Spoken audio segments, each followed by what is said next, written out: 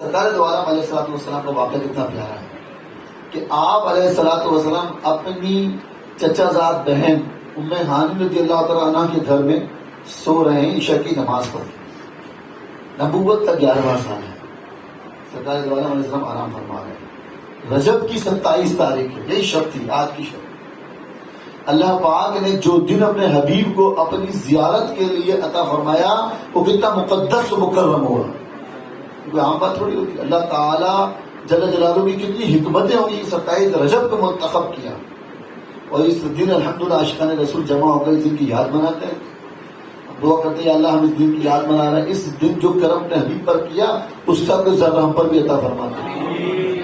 اور اعلیٰ حضرت نے کیا دعا کی وہ تو میں آخر میں آپ کو بتاؤں انشاءاللہ۔ تو انہوں نے اب میرے آقا آرام فرما رہے ہیں، مکان کی چھت شق ہوتی ہے، شق معنی کھل جاتی ہے، اور جبریل علیہ الصلوۃ والسلام چھت سے گھر میں داخل ہوتے ہیں۔ فرشتوں کی بارات آپ کے ساتھ ہے، براق کو ساتھ لے کر آئے جنت سے۔ دیکھا نبی پاک علیہ السلام آرام فرما، ایک روایت کے مطابق نبی پاک کو سوتا ہوا دیکھ کر عرض کرتے یا اللہ تیرے حبیب تو آرام فرما رہے ہیں۔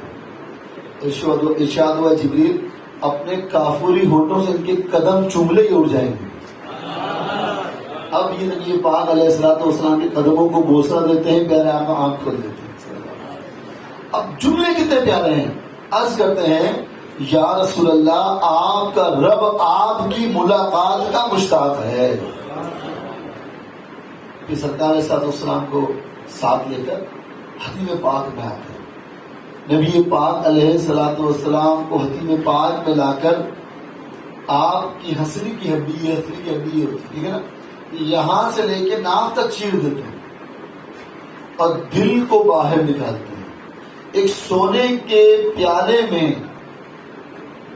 آپ کو آب زمزم سے اس دل مبارک کو غسل دے کر اس کو علم و حکمت سے بھرتے ہیں، وہ تو پہلے علم و حکمت سے بھرا ہے، مزید علم و حکمت سے اس کو بھر کے اس کو دوبارہ آپ کے دل کے مقام پر رکھ دیتے ہیں۔ اب یہ واقعہ یہاں تک سننے کے بعد اعلیٰ حضرت کا یہ شعر سنیں، ایمان تازہ ہوگا۔ آپ فرماتے ہیں یا اللہ پاک تیری بڑی برکت والی ذات ہے اور تو بڑا بے نیاز ہے، اللہ تعالیٰ کو کسی کی عبادت کی ضرورت نہیں ہے، کسی کی عبادت کی ضرورت۔ سارے فرشتے، سارے انسان، سارے جنات اللہ کی عبادت کیوں کرتے ہیں؟ اللہ راضی ہو جائے۔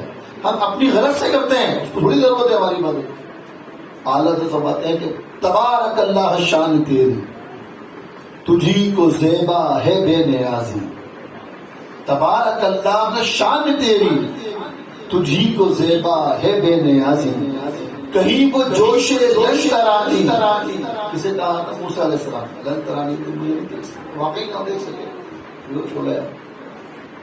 تو کہیں وہ جوش لن ترانی، کہیں تقاضے وصال کے یا رسول اللہ آپ کا رب آپ کی ملاقات کا مشتاق ہے۔ پیارے محترم اسلام، اب یہ سفر شروع ہوتا ہے مسجد الحرام کے مسجد اقصیٰ کی طرف۔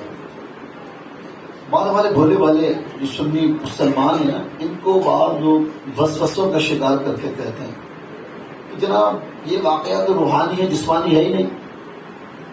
میں آپ سے ایک بات کہتا ہوں، سوال میرا یہ، قرآن مجید فرقان حمید کی ہر آیت پر ایمان لانا ہمارے ایمان کا جز ہے کہ نہیں؟ ہمارے ایمان کا جز ہے۔ ہمارے قرآن کی ہر آیت پر، ہر زبر پر، ہر زیر پر ہمارا ایمان ہے، ہر آیت پر۔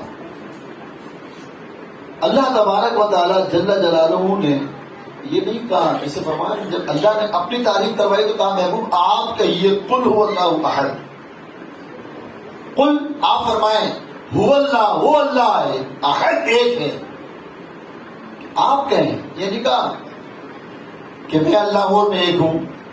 اگر وہ یہ کہتا تو بھی صحیح تھا، ہمارا تو نہیں مانو۔ اپنی تعریف کی بات ہے محبوب تم میری تعریف کرو، تم کہو کہ وہ اللہ ہے، وہ ایک ہے۔ اور جب محبوب کو معراج کی سیر کرانے کی باری ہے تو یہ نہیں کہا کہ محبوب کہہ دو کہ تم نے معراج کی، کہو کہ تم مسجد حرام سے مسجد اقصیٰ گئے، نہیں۔ فرمایا سبحان الذی اسری بعبدہ، پاک ہے وہ، کون؟ اللہ پاک، ہمارا رب۔ سبحان الذی، پاک ہے وہ، اسری، جس نے سیر کرائی، جو لے گیا عبدہ، اپنے بندے کو، رات کے ایک حصے میں مسجد حرام سے مسجد اقصیٰ کی طرف۔ جب حبیب کو معراج کرائی تو یہ نہیں کہا کہ میں نے حبیب نے خود معراج کر لی، لیکن فرمایا کہ پاک ہے وہ، یعنی میں لے کر گیا۔ اب اگر کوئی معراج پر اعتراض کرتا ہے تو کس پہ اعتراض کرتا ہے؟ معنی مجید ہے، اللہ تعالیٰ پہ اعتراض کرتا ہے۔ تو کتنی بنیادی بات ہے، اس کو ذہن میں رکھیں کہ حضور تو دعویٰ ہی نہیں کیا کہ میں نے معراج کی، دعویٰ تو اللہ پاک کر رہا ہے کہ سبحان الذی اسری بعبدہ لیلا من المسجد الحرام الی المسجد الاقصی الذی بارکنا حولہ لنریہ من آیاتنا انہ هو السمیع البصیر۔ اللہ پاک نے کہا میرے پیارے اسلامی بھائیوں، رب کائنات نے اپنے حبیب کو سیر کرا، اور حدیثوں میں بھی یہی ہے۔ جبریل علیہ السلام نے عرض کی نا کہ یا رسول اللہ آپ کا رب آپ کی ملاقات کا مشتاق ہے۔ اب یہ سفر شروع ہوتا ہے، اور جب یہ سفر شروع ہوتا ہے اور نبی پاک علیہ السلام براق پر سوار ہو کر اس سفر پر جاتے ہیں، ایک مقام پر عرض کرتے ہیں یا رسول اللہ اتریے اور نماز ادا کیجیے۔ سرکار دو عالم علیہ السلام اترتے ہیں، نماز پڑھتے ہیں۔ وہ عرض کرتے ہیں جبریل علیہ السلام کہ اے آقا آپ کو پتہ ہے کہ یہ جگہ کون سی؟ یا رسول اللہ یہ طیبہ ہے، مدینہ منورہ ہے، اور آپ کو یہی ہجرت کرنی ہے۔ پتہ لگا میرے آقا کے آنے سے پہلے ہی مدینہ پاک کے چرچے ہو رہے ہیں۔ مکے سے چلے لیکن مدینہ آیا تو سرکار نے وہاں نماز ادا فرمائی۔ مدینہ متبرک مقام ہے۔ پھر سفر شروع ہوا، ایک اور مقام آیا تو حضور اتریے، براق سے تشریف لائیے، یہاں نماز پڑھیے۔ آپ تمہاں نماز پڑھیے۔ عرض کیا آپ کو پتہ ہے جگہ کون سی ہے؟ یا رسول اللہ یہ کوہ طور ہے، طور سینا ہے، اور یہیں سے موسیٰ علیہ السلام اپنے رب سے کلام کیا کرتے تھے۔ پھر سوار ہو گئے، پھر سواری چلی، پھر ایک مقام آیا تو حضور تشریف لائیے، نماز پڑھی۔ حضور علیہ السلام وہاں بھی نماز پڑھی۔ آپ کو معلوم ہے کہ یہ جگہ کون سی ہے؟ یا رسول اللہ یہ وہ جگہ ہے جہاں عیسیٰ علیہ السلام پیدا ہوئے تھے۔ نیت کر لیں یہ واقعہ سن کے آج کہ انشاءاللہ کسی بھی مقدس مقام پر جائیں گے وہاں کم از کم 2 رکعت نماز پڑھ کے اللہ کی بارگاہ میں دعا کریں گے۔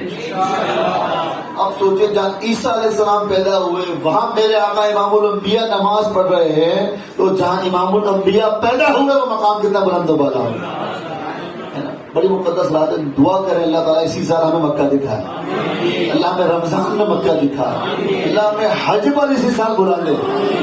وہاں جائیں گے تو سرکار کے اس گھر پہ ضرور جائیں گے، مکے میں وہ مقام جہاں حضور علیہ السلام پیدا ہوئے تھے۔ آج وہاں لائبریری ہے، ہم اس لائبریری کے پاس جاتے ہیں۔ اب وہاں نماز پڑھنے کی تو آج کل وہاں کچھ ایسے معاملات ہیں کہ اجازت نہیں ہے، ہم وہاں جاتے ہیں، لیکن وہاں جا کر ہم حضور کا میلاد مناتے ہیں۔ ہاں وہاں جب جا رہے ہوتے تو ہم کہتے ہیں کہ مولود کی گھڑی کے چلو آمینہ کے گھر، تو آمینہ کا گھر ہے وہ، تو وہاں جا کے ہم سرکار دو عالم والے نعت پڑھتے ہیں، طلع البدر علینا من ثنیۃ الوداع وجب الشکر علینا ما دعا للہ داعی، اور بھی بہت سارے کلام حضور کی پیدائش کے وہ وہاں پڑھتے ہیں۔ اور میں نے وہاں ترک کے عاشقان رسول کو دیکھا، انڈونیشیا کے عاشقان رسول کو دیکھا، ہند کے، پاکستان کے، دنیا بھر کے مسلمانوں کو دیکھا کہ وہ وہاں لازمی جاتے ہیں، وہاں جا کے اللہ کی بارگاہ میں دعا کرتے ہیں۔ اچھا کبھی کبھی لائبریری کھلی مل جاتی ہے تو دیوانے اندر چلے آتے ہیں، وہ سمجھنا ہے لائبریری میں آیا، وہ لائبریری میں نہیں آیا، یہ دیوانہ حضور علیہ السلام کی ولادت گاہ کی زیارت کرنے آیا۔ اندر جھومتے ہوئے درود پاک پڑھتے ہوئے گھومتے ہوئے، کتنا مقدس مقام ہے، تو وہ اللہ ہم سب کو وہاں لے جائے انشاءاللہ، تو موقع لگے تو وہاں بھی جائے، اس کے قرب میں جہاں ترکیب بن سکے وہاں نماز پڑھ کے دعا کریں۔ جہاں عیسیٰ علیہ السلام پیدا ہوں وہاں جبریل علیہ السلام نماز پڑھنے کا عرض کریں، اور جہاں عیسیٰ کے بھی آقا پیدا ہوں وہ مقام کتنا بلند و بالا ہو۔ پھر سفر چلتا ہے اور نبی پاک علیہ السلام مسجد اقصی شریف میں تشریف لاتے ہیں، جہاں انبیاء اکرام علیہ السلام جلوہ فرما ہے۔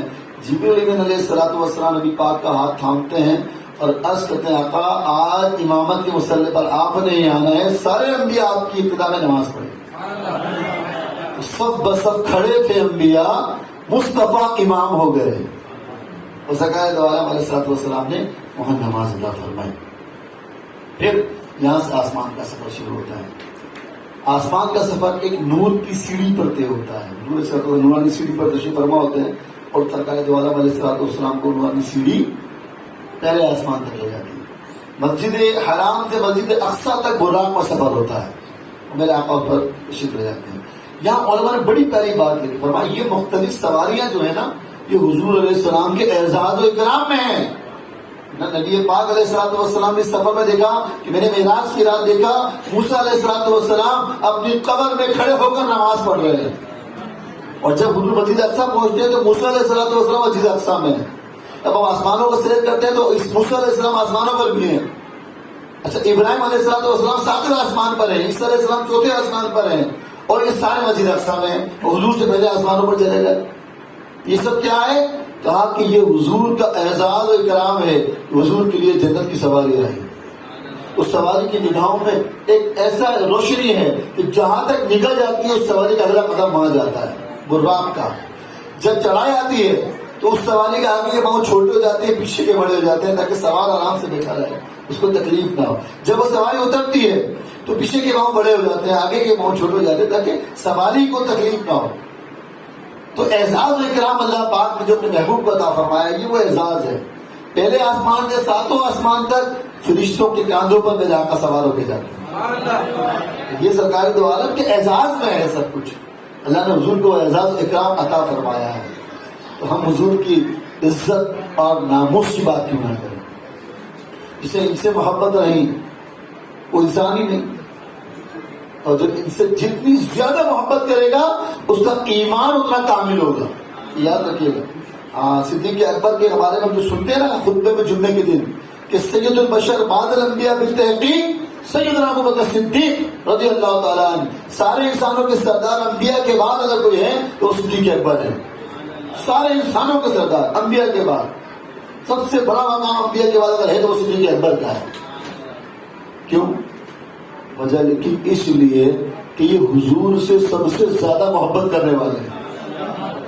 بڑی بھائی ناصرہ نے بات شعر پڑھا, میں یہ سوچ رہا تھا کہ ہمارے یہ سارے شعر تو ہمارے لوگوں کو کیا سمجھ میں بھی نہ آئے, لیکن واقعی اگر یہ شعر سمجھ میں آئے نا تو ایسا مزہ آئے کہ ایمان تازہ ہو جائے.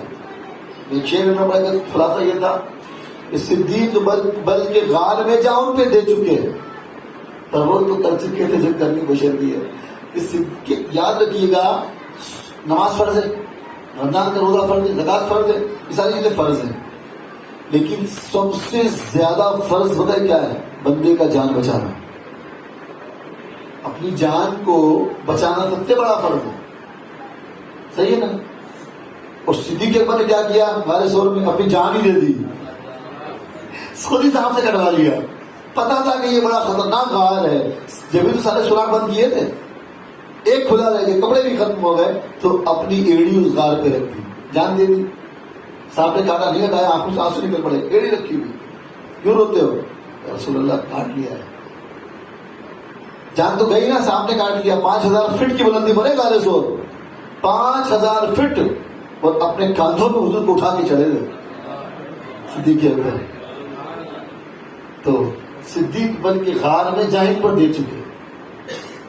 تو حضور نے کیا کیا, اور مولا علی نے کیا کیا کہ نماز بہت بڑا فرض ہے. اور صلاۃ العصر کے بارے میں اللہ تعالیٰ نے فرمایا کہ ایمان والوں کی نمازوں کی حفاظت کرو, خاص کر بیچ والی صلاۃ الوسطیٰ, بیچ والی نماز. اثر بہت کم ٹائم ہوتا ہے, اور سر کی نماز ہی قضا کرتی حضور کے اوپر. کیوں؟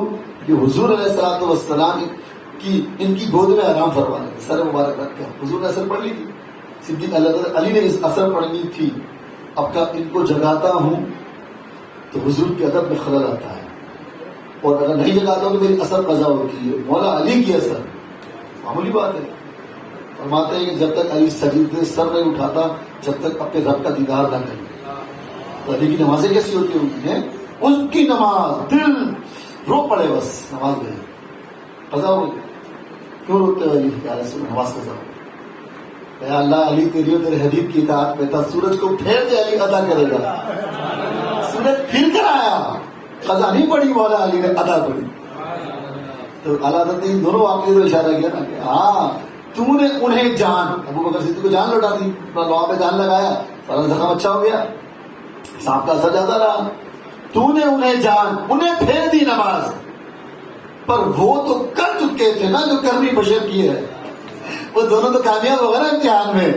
انہوں نے جان پیش کر دیا, آپ کے آرام میں خلل نہ آنے دیا. انہوں نے اپنی نماز قضا کر دیا, آپ کے آرام میں خلل نہ آنے دیا. یہ تو صحابہ اکرام میرے آقا کے اصحاب کالنجوم, میرے صحابہ تاروں کی مانند ہیں. کسی ایک کی بھی پیروی کر لو گے ہدایت پا جاؤ گے. یہ حساب ہے کرام علیہ. میرے پیارے اور محترم اسلام صدیق اکبر کو جو مقام و مرتبہ ملا اس کی وجہ علماء نے لکھی. یہ وجہ یہ ہے کہ یہ حضور علیہ الصلوۃ والسلام سے سب سے زیادہ محبت کرنے والے تھے. تو سید البشر بعد الانبیاء یہ مقام ان کو نصیب ہوا. تو آج جو نبی پاک جتنی محبت کرے گا اس کا ایمان اتنا کامل ہوگا. اور محبت کیسے ہوگی؟ جب عاشقان رسول کے ساتھ بیٹھے گا، ہر جمعرات فیضان مدینہ کے اجتماع میں آئے گا، ہر ماہ 2 ماہ بعد 2-3 دن کے لیے مدنی قافلے میں سفر کرے گا، علماء اہل سنت کی صحبت اختیار کرے گا، ہر منگل کو یہاں رسمی اجتماع ہوتا ہے اس میں آ جائے گا، ہر ہفتے کو مدنی مذاکرے میں عاشق رسول امیر رسول کی صحبت پائے گا. تو یہ صحبت ہی تو ہوتی ہے جو بندے کے دل میں محبت پیدا کرتی ہے.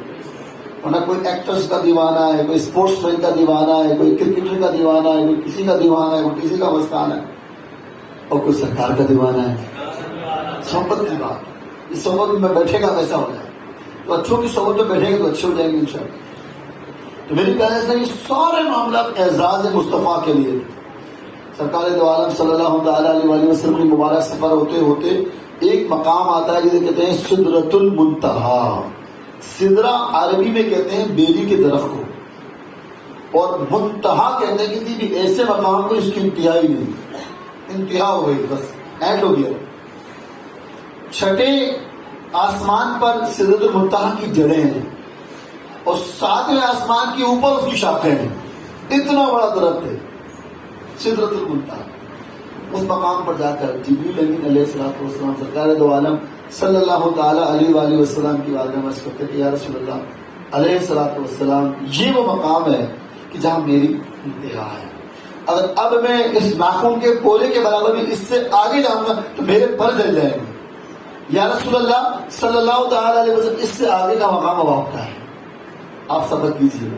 وہ سفر رف رف پہ کرتے ہیں آپ علیہ السلام. ایک اور سواری آتی ہے تو اس مقام سے آپ کا سفر ہوتا. اب توجہ طلب بات یہ ہے کہ سارے فرشتے نوری مخلوق ہیں.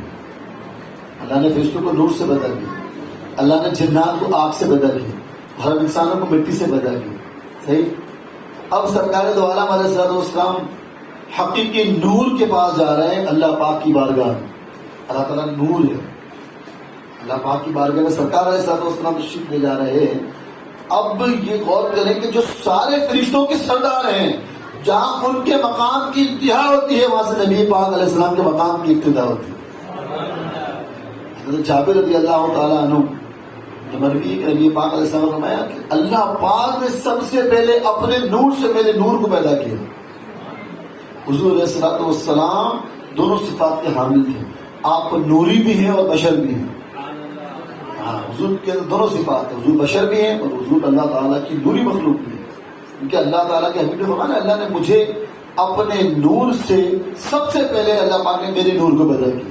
ایک طویل حدیث پاک میں ابتدائی آپ کو بیان کیا. جبریل علیہ السلام سرکار کی بارگاہ میں حاضر ہوتے ہیں. حضور فرماتے ہیں جبریل تمہاری عمر کتنی ہے؟ عرض کرتے ہیں آقا چوتھے حجاب میں ایک تارا چمکتا تھا، اس کی روشنی اور اس کے نور سے ہماری آنکھیں خیرہ یعنی ٹھنڈی ہوتی تھی. وہ 70,000 سال چمکتا رہتا تھا اور 70,000 سال کے لیے غائب ہو جاتا تھا. 70,000 سال تک چمکتا تھا، 70,000 سال کے لیے غائب ہو جاتا تھا. میں نے 72,000 مرتبہ اس تارے کو دیکھا. یہ بات فرماتے ہیں رب کعبہ کی قسم وہ تارا میں ہی تھا. اب اندازہ کریں کیسے اللہ کے نور ہیں. میرے پیارے اسلام بھائیو، اللہ تعالیٰ قرآن مجید فرماتا ہے قد جاءکم نور و کتاب مبین، کہ تحقیق کی آیا تمہارے پاس نور اور کتاب مبین یعنی روشن دلیل قرآن پاک. اس کی تفاسیر میں بڑے بڑے مفسرین نے لکھا کہ یہاں نور و کتاب مبین سے مراد، نور سے مراد نبی پاک کی ذات ہے اور کتاب مبین سے مراد قرآن مجید ہے. تو حضور کو خود اللہ نے نور کہا ہے. حضور ایسے نور ہیں. اب وہ اللہ پاک کی بارگاہ میں وہ نور چلتا ہے اور پھر وہ نور عرش معلیٰ کے بھی اوپر چلا جاتا ہے، اور یعنی کہ سرکار کی ذات عرش معلیٰ کے اوپر، اور اس کے بعد اس سے بھی ورا اس مقام پر کہ جسے لا مکان کہتے ہیں، جہاں پر اس جگہ کا نہ کوئی نام ہے نہ وہ کوئی مقام ہے. وہ جگہ جگہ سے پاک، وہ مقام مکان سے پاک. اس کو لامکان کا نام دیا جاتا ہے کہ اللہ تعالیٰ کے لیے سمت اور جہت مخصوص کر دینا یہ کفر ہے. اس لیے اس کو علماء نے کہا لامکان، مکہ کا کوئی نام ہی نہیں ہے. جہاں رب نے چاہا وہاں اپنے حبیب کو اپنے جلوے سے مشرف فرمایا. اور قرب کیسا دیا کہ قرآن مجید کی سورۃ نجم میں اللہ پاک نے فرمایا کہ میرے محبوب نے جو میرا دیدار کیا نا وہ اس طرح اتنے فاصلے تھے جیسے قاب قوسین کا فاصلہ ہوتا ہے.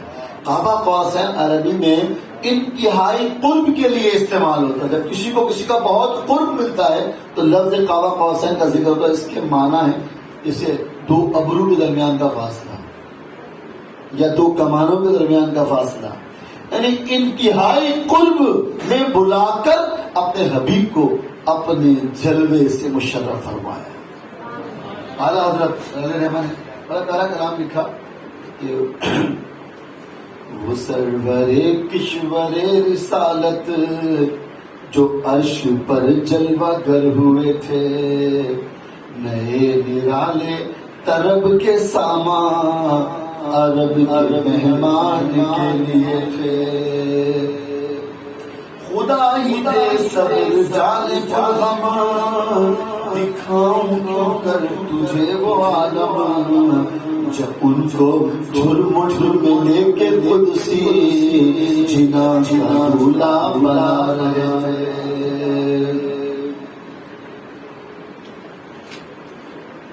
یہ سفر آقا کریم علیہ الصلوۃ والسلام کے جاری بساری بالآخر یہ سفر ہوتے ہوئے نبی پاک صلی اللہ تعالیٰ علیہ وآلہ وسلم اللہ پاک کے قرب خاص میں حاضر ہوتے ہیں. اور وہاں پر کچھ کلام ہوتا ہے. وہ کلام کیا ہوتا ہے؟ سرکار دو جہاں صلی اللہ تعالیٰ علیہ وسلم عین بیداری کی حالت میں سر کی آنکھوں سے، دو آنکھیں ہیں، ایک سر کی آنکھیں ہوتی ہیں، ایک بندے کے دل کی آنکھیں ہوتی ہیں. جس کو ہم نہیں کہتے کیا میں نے اس کو محسوس کیا. کیسے کیا بھائی؟ دل محسوس کرتا ہے. تو یہ ہوتی ہے سر کی آنکھیں. حضور نے اللہ پاک کا سر کی آنکھوں سے عین بیداری کے عالم میں دیدار کیا کہ پردہ تھا نہ حجاب، زمانہ تھا نہ کوئی مکان، فرشتہ تھا نہ کوئی انسان، اور بے واسطہ کلام کا شرف بھی حاصل کیا. وہی ہے اول، وہی ہے آخر، وہی ہے ظاہر، وہی ہے باطن، اسی کے جلوے اسی سے ملنے، اسی سے اس کی طرف گئے تھے. جب وہاں گئے نا وہ مقام آیا تو ایک آواز ہے ادنو منی، میرے قریب ہے، ادنو منی، اور قریب ہے. رب کائنات کے حبیب سے فرمایا. اعلیٰ حضرت اس واقعے کو ان اشعار میں لکھا کہ اس مقام خاص میں بلا کے رب کائنات نے جو فرمایا ان اشعار میں سمجھیں. فرمایا کہ بڑھ اے محمد قریب احمد، قریب آسر ور ممجد، بڑے محمد قریب احمد، قریب آسر ور ممجد، نثار جاؤں یہ کیا ندا تھی، یہ کیا سما تھا، یہ کیا مزے تھے. اب اللہ پاک نے اپنے پیارے محبوب علیہ الصلوۃ والسلام سے کچھ راز و نیاز کی باتیں کی. کچھ باتیں تو ایسی ہیں جو میں آگے بیان کروں گا کہ یہ باتیں کی، وہ باتیں تو عرض کروں گا. کچھ ایسی باتیں تھیں کہ گویا لگتا ایسا ہے کہ وہ باتیں کرنے کے لیے اپنے حبیب کا مقام دکھانے کے لیے اپنے حبیب کو رب نے بلایا. اب وہ باتیں کیا تھیں؟ رب کائنات فرماتا ہے فَأَوْحَا، پس وحی کی، اِلَىٰ عَبْدِهِ، اپنے بندے کی طرف. بھلا وحی کیا کی؟ ما اوحا، جو وحی کی. اس بات کو اللہ پاک نے صیغہ راز میں رکھا اور اس بات کو نہیں پتا. قرآن مجید فقان حمید ایک مکمل ضابطہ حیات ہے، 30 پاروں پر ایک ضخیم کتاب ہے، لیکن اس مبارک کتاب میں ہر چیز کا تفصیل سے بیان ہے کہ معراج کی رات بات جو اپنے حبیب سے کی، جب اس بات کے کرنے کی باری آئی تو فرمایا فَأَوْحَا إِلَىٰ عَبْدِهِ مَا أَوْحَا، پس وحی کی اپنے بندے کی طرف جو وحی کی. اور یہ بات ختم ہوئی. کیا وحی کی اللہ جانے، پر اللہ کا حبیب جانے. اکثر محققین یہ فرماتے ہیں کہ اس وحی کا مضمون کسی کو معلوم نہیں کہ محب اور محبوب کے اسرار دوسروں پر ظاہر نہیں کیے جاتے. اگر خدا پاک کو ان کا اظہار مقصود ہوتا تو خود ہی بیان فرما دیتا. جب اس نے بیان نہیں فرمایا کہ کیا فرمایا, وہی کی اپنے بندے کی طرف جو وہی کی, تو کس کی مجال ہے کہ دریافت کرے. بہرحال مختصر طور پر اتنا کہا جا سکتا ہے کہ دین و دنیا کی جسمانی اور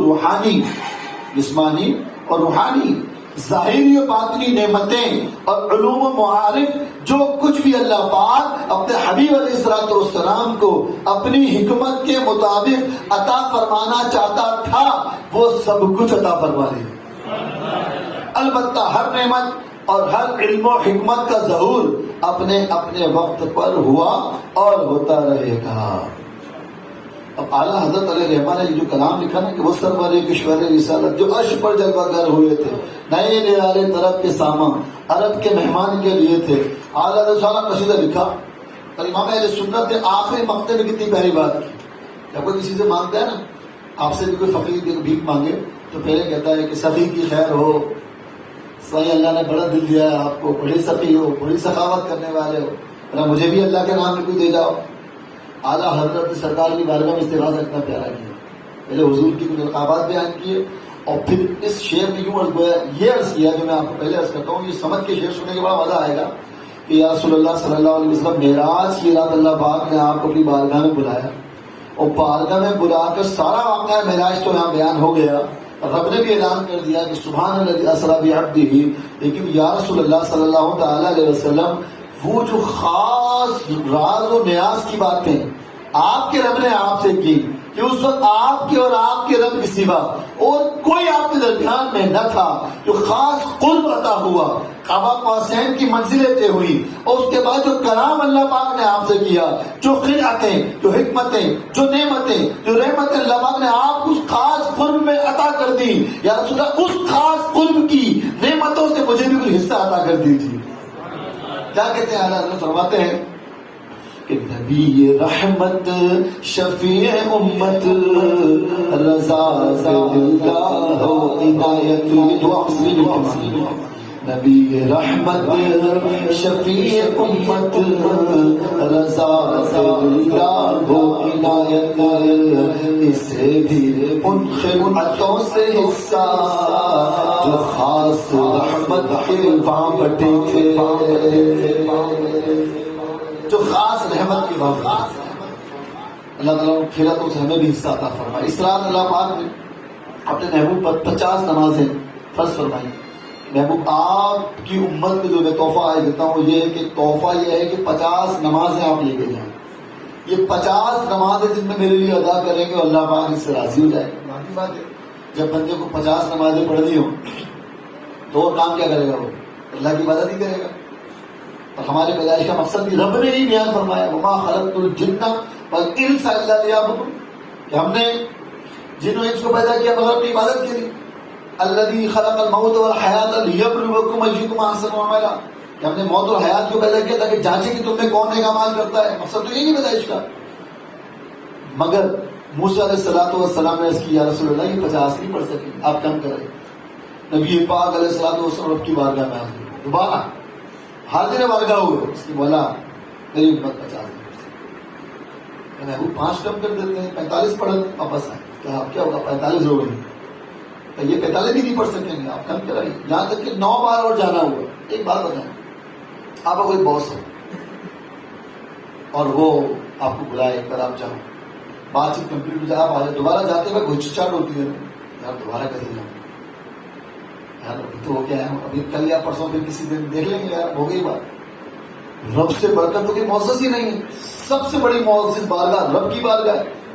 لیکن نبی پاک کو کیا کمال قرب الہی حاصل تھا کہ بار بار رب کی بارگاہ میں جا رہے ہیں, دروازے حضور کے لیے کھلے ہیں. کیوں؟ دیکھیے جبریل علیہ السلام نے تو عرض کی تھی نا کہ آپ کا رب آپ کی ملاقات کا مشتاق ہے. 9 بار گئے, عرض کی ہر بار 5 کم ہوتی گئے کہ 5 رہ گئی. کہا کہ حضور میری امت پر تو 2 نمازیں فرض تھی, یہ 5 نمازیں بھی نہیں پڑھ سکیں گے, آپ مجھے اپنے رب سے حیا آتی ہے. تو رب کائنات نے فرمایا یعنی کہ لا تبدیل لکلمات اللہ, میرا کلمات تبدیل نہیں ہوتے, کہ پڑھیں گے 5 میں 50 کا ثواب عطا فرمائے. 5 پڑھیں گے انشاءاللہ ہمارا میں 50 کا ثواب عطا فرمائے. لیکن ہم 5 پڑھنے والے تو بنے. اب کیٹیگری ہے، کچھ بے نمازی ہیں، نمازی نہیں پڑھتے، کچھ ہیں تو 1 پڑھ لیتے ہیں، 2 پڑھ لیتے ہیں، جمعے کی پڑھ لیتے ہیں، ہے نا. ایسے ہمارے مسلمان بھائی کچھ ہے جو 5 پڑھ لیتے ہیں. میں تینوں سے بات کرتا ہوں. پہلے تو سارے آج نیت کر لیں کہ 5 نمازیں جماعت سے پڑھیں گے. اب تک سستیاں تھی ختم کر دیں گے. حضور علیہ السلام کو اللہ پاک نے معراج عطا فرمائی اور مومن کی معراج کے لیے اللہ تعالیٰ نے نماز دے دی. کیا ایک مسلمان کو رب کا قرب پانا ہو تو یہ کیا کرے گا؟ بھائی نماز پڑھے، نماز پڑھے گا اللہ کا قرب ملے گا. لیکن کون سی نماز کے قرب ملے گا؟ مرغی کی طرح جیسے چھوٹے مارے کے سجدے میں تو ایسے ملے گا. ہمارے امام صاحب کی 1 رکعت جو کہ ہماری 4 رکعت تھی، ایسے ملے گا. نماز پڑھنا خیالات دنیا ذہن میں گھوم رہا ہے، ایسے قرب الہی ملے گا. میں نے کہا نا 3 کیٹیگریاں ہیں. پہلے تو سارے پہلی کیٹیگری میں آ جائیں، بے نمازی نماز پڑھیں، جو قضا کر کے پڑھنے والے 1 پڑھنے والے 2 پڑھنے والے 5 پڑھیں، جمعے والے 5 پڑھیں، سارے آ جائیں. اب ہم سارے مل کر کیا کریں؟ ہم نماز خوشی و خضوع سے پڑھیں. یہ بہت بڑی بات ہے. نماز کا مزہ ہی وہ ہے جو خوشی و خضوع سے ہو.